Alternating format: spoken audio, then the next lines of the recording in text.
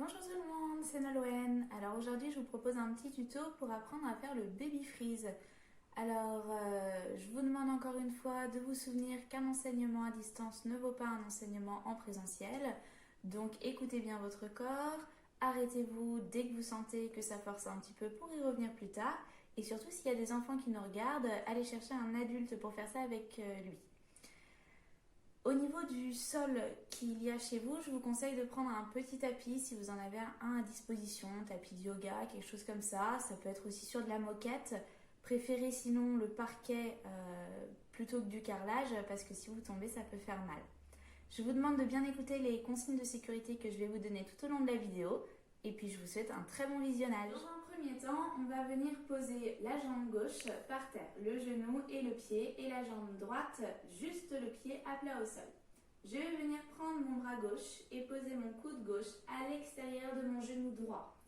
Mon coude droit, lui, va venir se poser sur la fesse droite. Et je vais venir serrer les pouces.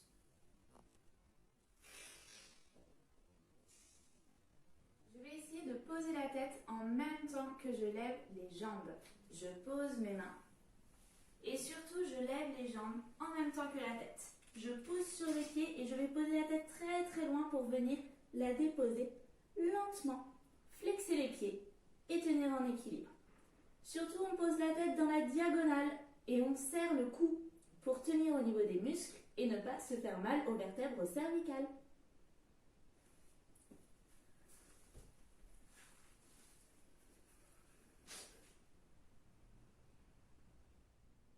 Pour éviter de vous faire mal quand vous faites le baby freeze, surtout il faut penser à quelques petites choses. Premièrement, il faut toujours rentrer les pouces à l'intérieur parce que si vous tombez de l'autre côté avec les pouces ouverts, évidemment vous risquez de faire une fracture du pouce et ça c'est jamais très agréable. Deuxièmement, toujours les doigts vers l'extérieur, jamais vers là où vous allez amener la tête. Parce que pareil, pour la même raison, si vous tombez, crac, fracture du poignet. Et ça non plus, c'est pas très agréable. Troisième et dernière chose, quand on pose la tête, surtout vous regardez en face de vous. On ne regarde pas le sol et on va chercher à poser sur la tranche de la tête. Pas sur le dessus du crâne, pas sur la tempe ou au niveau de l'oreille et pas sur le front. Sur la diagonale, au niveau de la tranche. Si vous avez des questions, surtout, n'hésitez pas, je suis là pour ça.